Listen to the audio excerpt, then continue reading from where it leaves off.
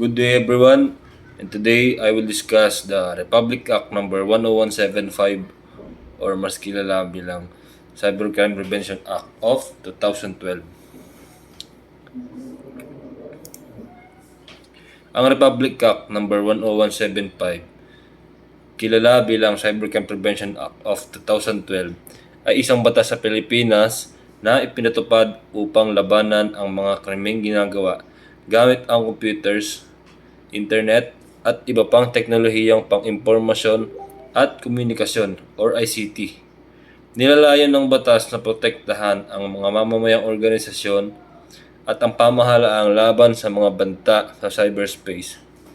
At dumako naman tayo sa mga layunin ng Republic Act 10175. Ang pangunahing layunin ng Republic Act 10175 ay to prevent, investigate, suppress, and penalize cybercrimes. So, pinipigilan ang paglaganap ng cybercrime.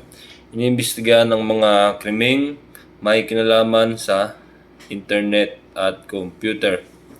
Next is to protect the integrity of computer systems and data. Pinaparusahan ang mga taong gumagawa ng cybercrime. At ang pangatlo, to safeguard public interest and national security. Pinapangalagaan ang seguridad ng mga computer system at mga data nito at impormasyon. Pinoprotektahan ang kapakanan ng publiko at pabansang seguridad.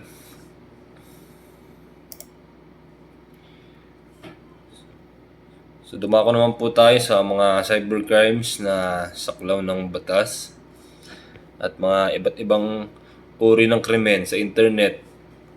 So number 1 is illegal access or hacking.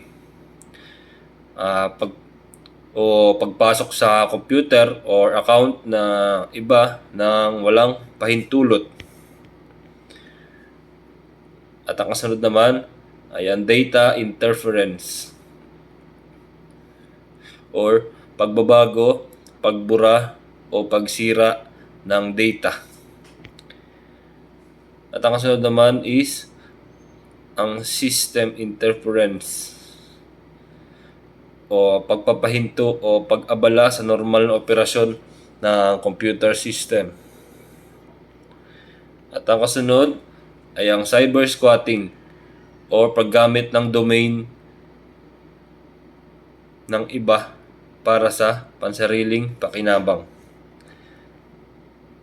Computer-related fraud, panlilinlang gamit ang computer gaya ng online scams.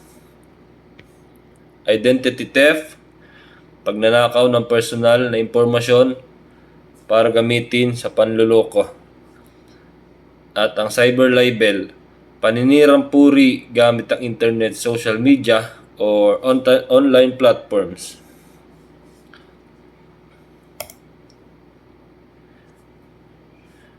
At dumako naman po tayo dito sa iba pang pinagbabawal na gawin bukod sa mga nabanggit.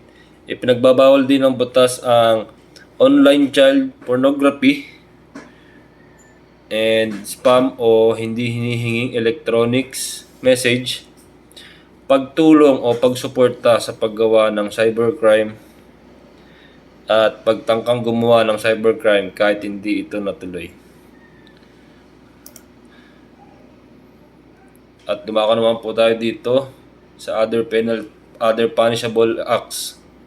At dumako naman po tayo dito sa kanilang mga penalties. Una is imprisonment depending on the offense. Ito mga pagkakakulong mula sa ilang taon pataas.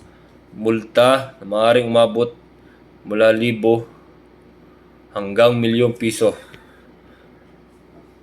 Fines ranging from 1,000 million pesos. O heavier penalties when crime involved critical infrastructure. Mas mabigat na parusa kung ang krimen ay nakakaapekto sa mahalagang sistema tulad ng bangko, ospital, o gobyerno. At dumako naman po tayo sa mga law enforcement na nagpapatupad sa cybercrime, kabilang ang DOJ or Department of Justice. At ang kasunod po ay ang PNP or Philippine National Police Anti-Cybercrime Group. At ang pangatlo is ang NBI or National Bureau of Investigation Cybercrime Division. Sila ang nagsasagawa ng investigasyon, pag-aresto at pagsasampa ng kaso laban sa mga lumalabag sa batas. Mga issue at kontrobersya, may ilang issue ang Republic Act 10175 lalo na kung tungkol sa kalayaan sa pagpapahayag or freedom or expression. Cyber libel na sinasabing maaaring abusuhin privacy at karapatan ng mamamayan sa kanilang personal na impormasyon. Dahil dito, mahalagang magkaroon ng balansing pagpapatupad ng batas. At sa kabuuan, ang Republic Act 10175 ay may halagang batas na naglalayong protektahan ng mamamayan laban sa cybercrime at hikayatin ang responsableng paggamit ng teknolohiya.